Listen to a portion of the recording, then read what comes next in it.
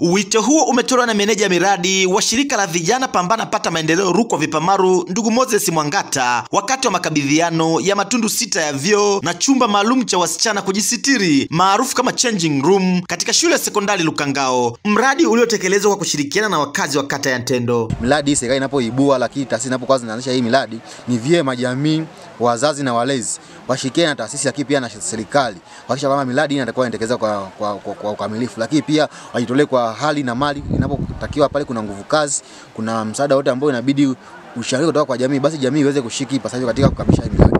Mkuu wa shule sekondari Lukangao Mwalimu Robert Kasitu amepongeza juhudi za Vipamaru na kueleza kuwa shule hiyo bado inakabiliwa na changamoto ya uhaba wa maji, huku mwenyekiti wa bodi ya shule Edita Kondwa akisema msaada huo utapunguza idadi ya siku ambazo wanafunzi wa kike walikuwa wanakosa masomo kutokana na changamoto ya hedhi. Kukamilika kwa mradi huu kunafanya mahitaji ya maji kuongezeka.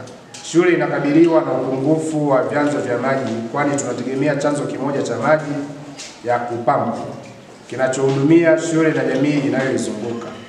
Nitumie fursa hii kuzialika asasi nyingine za kiserikali na zisizo za kiserikali kujitokeza kutusaidia katika eneo hili ili matumizi ya vyoo hivi yawe bora kama inavyokusudiwa. Tulikuwa na matundu 4. Unakuta binti yuko kwenye siku zake, yuko kwenye hedhi. Ni wapi atakapoenda kubadilisha nguo yake? Inabidi sasa akae nyumbani siku zaidi hata ya 4-5. Wiki nzima nakosa masomo. Kwa upande wao wanafunzi wa kike wameelezea furaha yao juu ya mradi huo, wakisema kuwa chumba hicho maalumu kimewarahisishia masomo kwa kuwapatia uhuru zaidi na kuondoa changamoto walizokuwa wakikabiliana nazo hapo awali. Katika vyuo hivi tulivyowezeshwa, tumeona kuna umuhimu mkubwa kwa sababu wanafunzi watakuwa wanakuja huku, foleni haitakuwa kubwa.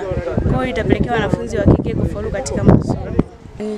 Kwenye tundu moja ni wanasubiriana, hiyo ndio changamoto kubwa iliyokuwa inatukumba. Nashukuru sana kwa sababu itawezesha kurudi darasani kuendelea na vipindi vyao. Awali Vipamaru walikusudia kujenga chumba maalum cha kubadilishia wasichana pekee, lakini baada ya kugundua uhaba wa vyoo shuleni hapo, walishirikiana na jamii ya Ntendo kujenga matundu 6 ya vyoo na kichomea taka. Brown Mtawa, Star TV, Rukwa.